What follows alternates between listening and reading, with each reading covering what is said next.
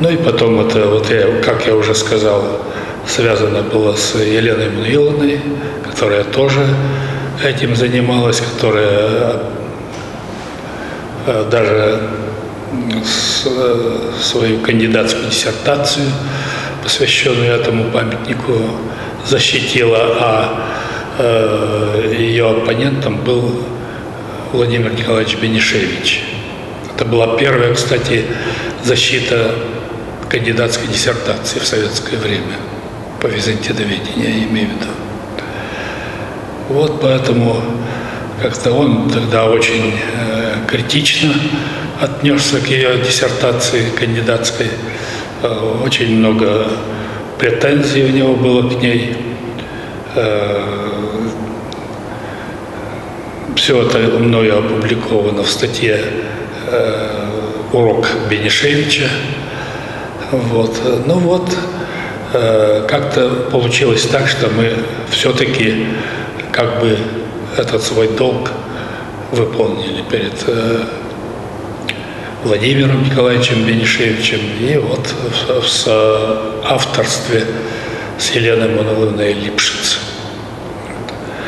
Это издание, откровенно говоря, я-то к нему так относился скептически. Мне казалось, все-таки я недостаточно не имею достаточной квалификации, чтобы замахнуться на критическое издание такого вот своеобразного очень текста, юридического текста.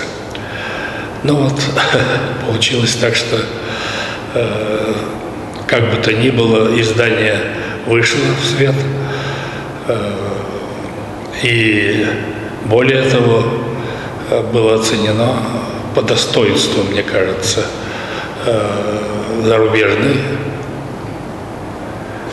нашей публикой научной. Вот. И указано в качестве канонического издания. Это не мое выражение, это выражение Локина, который опубликовал в сборнике об источниках византийского права. Это как раз данные об этом нашем издании, и называл его каноническим. Так вот, что это теперь уже каждому исследователю византийского права надлежит иметь на своем столе вот это издание.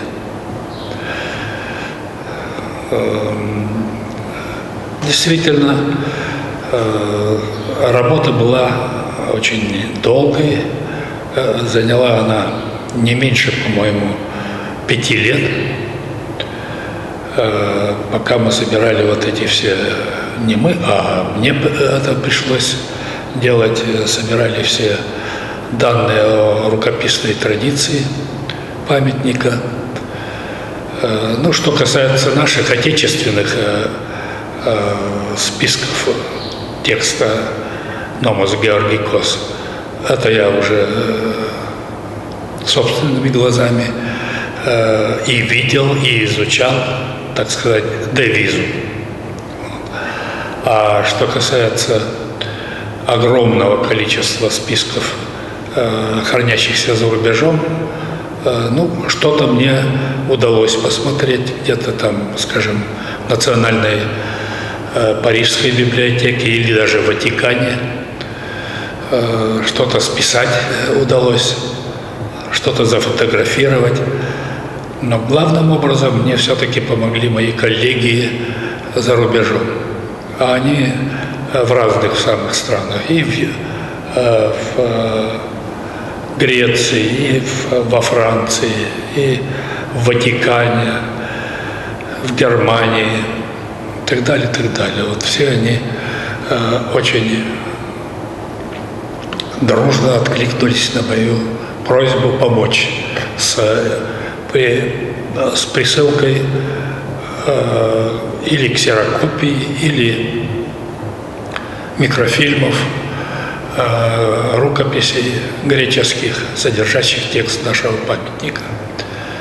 Вот.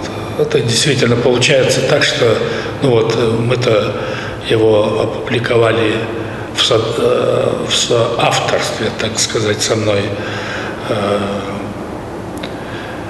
Соавторами были и Елена Мдуиловна Липшиц, которая комментарии написала к тексту, и Елена Константиновна Петровская, которая славянский перевод этого памятника, славянскую версию этого памятника опубликовала в нашем издании с переводом тоже на русский язык.